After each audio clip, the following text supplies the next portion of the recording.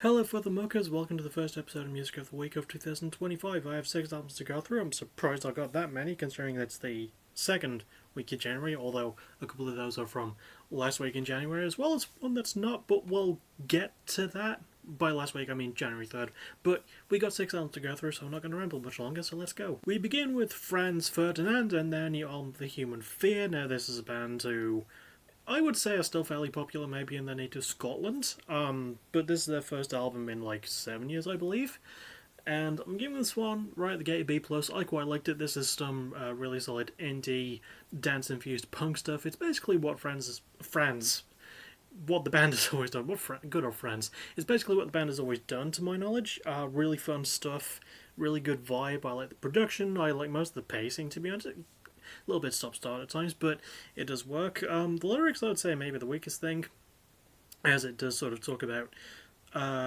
it does talk about the basis of the human fear, hence the album's title, but it doesn't feel like the writing always matches that. I did like the performances as well. The lead singer has a ton of charisma, and I like the instrumentation. It's got a really organic feel to it, and I like how the keyboard works in quite well as too. I almost said quite well as well. Really good stuff. All around though, and not a bad start to the year as far as I'm concerned. Next we have a debut with Lambrini Girls and their first album, Who Let the Dogs Out. I don't know if they named it after the song by the Baha Men, but I did know that they referred to this on their Bandcamp page as gay party music, or party music for gay angry sluts, or angry gay sluts. By the way, I'm giving this one an 8, tied with the highest grade of the video. Really enjoyed this album, just some solidly put together punk rock. Only 2 members in the band as well. I can't remember either of their names off the top of my head. There's one singer who plays guitar, and I think the other member plays drums, or they have a touring drummer who might have done studio work on this one, and the other person I'm thinking of played bass. Either way, really good instrumentation, short and punchy, under half an hour. I think it's just like 29.5 minutes in length, the album is. Really good production as well, quite raw, really nicely put together. Solid pacing as well, can maybe occasionally feel a bit too all over the place, but I quite like it. I like the lyrical themes about queer identity, about neurodivergence as well. I was just going to say ADHD and autism, but there is a theme of neurodivergence that runs through the album's lyrics as well. Really good stuff there. I just fucking love the presentation on the lyrics and the attitude as well. Riffs, again, just punchy, great guitar work. And I like that the band do try and mix up and be a bit more melodic and slightly more serious, but there's just something about the raw acidity of the album which I love as well. Yeah, pacing solid, performance is really good, solid chemistry. I pretty much like everything about the album. I can't really think of much that holds it back. It's just really really fucking good, and well put together punk rock with a nice bit of post-punky stuff too.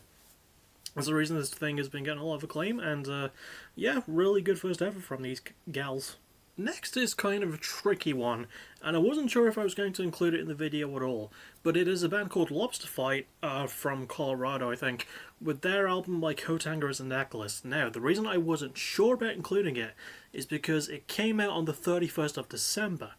However, versions of it came out within the last week, it was reviewed this week, and I listened to it within the past week. And I'm giving this one a B+ as well. I thought this was some solidly put together art rock.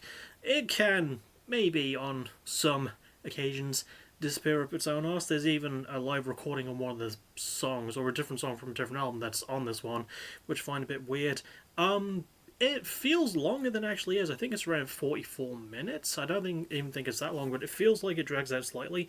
I'm not doing a good job of quantifying the grade I'm giving it. I really like the lyrics, focusing on themes like relationships and tiredness, and also more neurodivergence, specifically ADHD. I think that is sort of specified among the lyrics on this album. I do quite like the storytelling that they go for. I think the band has solid chemistry as well.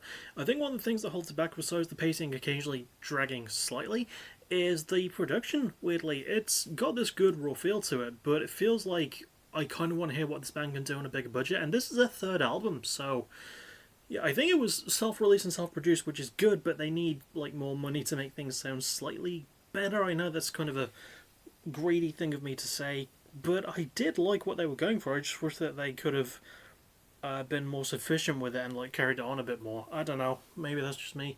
I like the chemistry though. I like most of the instrumentation. You know, very artsy with some good posty bits here and there. And all in all, really solid third effort from this relatively unknown band with a really cool name. Again, I'm not really fully sure if it counts for me reviewing it in 2025 because it came out the last day of 2024, literally the last fucking day. Like, in a month where nothing usually comes out, which is what makes December so easy for preparing, like, top end of year lists, but still solid stuff. Speaking of thirds, next we have Paleface Swiss, a band from Switzerland, in case the name wasn't enough of a giveaway, with their new album Cursed. And solid all-around deathcore. I like the new-ish element at times. Some solid heaviness to it. I really like the performances, especially lead singer Mark Zellweger, or Zelly Zellweger. I'm giving this one a B plus as well. I thought this was some nicely put together deathcore, bit more than a tad of Thaler flavouring, but without Thaler's typical nuance, which I think is what's holding it back. There's way too many songs that feel a bit too short and to the point. I get that it's heavy and it's like a good kind of heavy, but it's not until the last sort of third of the album where things actually start to get a bit more interesting at points, and there's a bit more melody in certain places, and the band tried to push their boundaries a little bit. But there's just enough heaviness to keep more like diehard deathcore fans going through, and like the newish elements working quite well too. Zelly's my arm on this chair. Zelly's vocal performance is the standout to me on this album. I like the production work as well. Really good mix. Makes things quite polished without overdoing it. Overall solid pacing. I do like that it tries something a bit different from the rest of the album with its home stretch. Yeah, good riffs as well. I like that when there's some guitar solos, there's not enough for me, but I like it when there is guitar solos in deathcore, because deathcore needs more guitar solos. It's good when it does pop up. Yeah, good lyrical themes, mostly around themes of like hatred and anger. So, you know, kind of try hard with that, but like when they lean into the sort of more nuanced stuff, like that I think there's a song about a breakup on this somewhere. They do actually. It feels like they try a little bit harder with it, you know, and yeah, good mix, good band work, solid enough riffs and lyrics, decent pacing. Yeah, pretty solid stuff from a still relatively young band, and Switzerland isn't known for its like heavier styles of metal, so it's nice to have a band that represents that. Next is the band I was looking forward to covering the most, probably of the entire month, but we'll see how the rest of it goes. Stick to Your Guns with their 8th album, Keep Planting Flowers, the band in this video I'm the most familiar with, and I'm giving this one the other A. Yeah, I really, really fucking enjoyed this one. I love the positive lyrical themes of hope and just trying to find peace through the struggles of the world. Really good stuff there. Really motor stuff from the band as well. Probably the heaviest album. Also, weirdly, the shortest at about 28.5 minutes. If that, I think it's slightly shorter than that as well. I went and checked, it's 24 minutes and 48 seconds, roughly-ish, but still their shortest album, under 25 minutes as well. Really enjoyed the lyrical things which I mentioned, but I think it's just because I did my top 30 albums of 2024 list like last week, so I like it when heavy albums have a positive theme, as evident with my favourite album of 2024, You Know You by Envy. That's a good example of it. The performances here are still as passionate as ever. Jesse Barnett, I almost said Josh Barnett, that's the name of my fighter / pro wrestler. Jesse Barnett still has like that really loud, shouty scream, which I love when he does. I like when he goes for his clean vocals as well. He still has like that distinctive gruffness to him, which I still like. The guitar work from Josh James and Chris Rawson is great, as is bassist Alex Rose, and drummer Adam Galindo is fitting in more and more each day with the band, which I quite like to see, because he's the newest member added, I believe. Yeah, good themes, good performances, really good heaviness. I do think it does lose a bit of its luster in this last album. It's still produced really well by Bo Burchell, and this is the band's debut through Sharp Tone, I think, because their previous 2 albums came out through Pure Noise. I do feel like the last 2 songs in the album could have been placed a little bit earlier, because it just feels like we gotta make it heavy to wrap up the end, and it feels a little bit like a disappointing ending, especially considering how good the rest of the momentum was for the pacing of the album, but God, the first 2/3 of this are really good. And again, for an album that's under 25 minutes long, it doesn't feel like a super huge deal breaker to me. Still a lot of great stuff, great riffs as well. Love how punchy and heavy everything is. The drums sound really fucking good. I think that's just the work of the production. I could be wrong about that. Yeah, good riffs, good lyrical themes, which I've gone over. Pretty fucking good at everything it does. And further proof that Stick to Your Guns are just one of the best American hardcore bands like potentially ever. They've really started to carve a name for themselves, and this is their 8th album, and they're quite a while in now, so hopefully they do start getting a bit more recognition, because they're pretty fucking good. And finally, we have Tremonti with their newest album, The End Will Show Us How, or if you're seeing the album cover, How Us Show Will End The. Why is it typed like that? It's so weird. Anyway, I'm giving this the lowest grade of the episode, which is a B. I'm giving it a B. I liked it plenty. It's the longest album, which I think talks at a few points. It's over 56 minutes. Almost 57, I think. It's bloody long, but I think the main thing, it's solid enough alternative metal. I like the instrumentation quite a lot. I like the production quite a bit too. Really organically done, you know? And I do think the pacing does have some solid moments. My main thing with it is, I won't lie and say I'm the biggest Alter Bridge fan. I've heard a couple of Alter Bridge albums, right? And Mark Tremonti is obviously a member of Alter Bridge. He's the co-lead guitarist. I think he's also a co-lead vocalist besides Miles Kennedy, right? And this is a solo project, and if you've heard an Alter Bridge album, you've heard this. That's sort of what it feels like. So if you like Alter Bridge, you will definitely like this. I dabble with Alter Bridge, you know. I think they're quite good at what they do. I'm not like a super fan of them, but I do like them enough, and I think I like this album enough, you know. The lyrics don't really seem to have much in terms of a theme. There is some good introspective stuff about balancing darkness out, you know, which kind of works, but it feels a bit generically written in some areas, and I really had to dig to even find anything for themes, because just listening to it I couldn't really interpret much, and it wasn't really easy to find lyrics about it. I don't mind the performances either, though, to be honest. Tremonti's vocals are solid, but it's his guitar work where he really shines.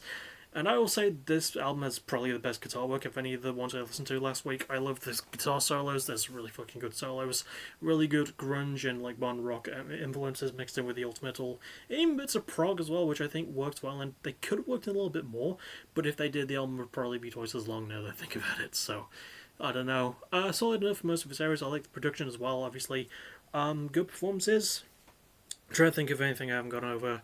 No, pacing, a bit long in some areas, but does enough of a decent job. Yeah, no, all in all, pretty good album for something that you're probably going to be expecting to hear if you've heard any Alter Bridge album. Again, if you like them, you will like this. Next is the official ranking system, which I'm not going to be doing.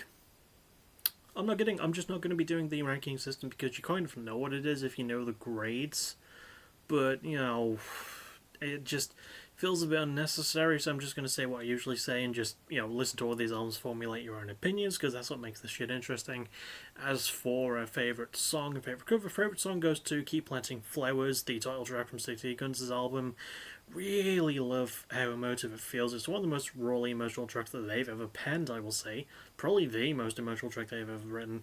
And favourite album cover goes to My Coat Hanger's Necklace by Lobster Fight, because I like how adorable it looks, and it looks a bit like Invader Zim art, which is good. I've never watched that show, but I know the art style and the album cover reminds me a lot of it, so therefore I quite like it. That'll about do it for me though. I'll see you all tomorrow night for the return show of PBW vs AVW after Capture the Crown last week, and also on Saturday for a new Let's Play, which I'm going to get into a bit more now before I actually leave, because I'm not going to be doing the Monaco What's Yours Is Mine Let's Play anymore. I'm just not really finding it fun to do, and even doing it like off screen to collect shit, it's too difficult of a game, and I don't like how it keeps changing shit, and it makes it very confusing to keep up. So, my 29th Let's Play is going to instead be Turnip Boy Robs a Bank, or Turnip Boy 2 as I'm going to call it, because I just can't be fucking arsed with Monaco anymore. I might complete it in my off time, but you're not going to see the Let's Play of it ever. So, yeah, I'll see you all on Saturday for that, and I'll see you all tomorrow for more wrestling stuff. And as always, thank you for watching. You're awesome. Bye bye.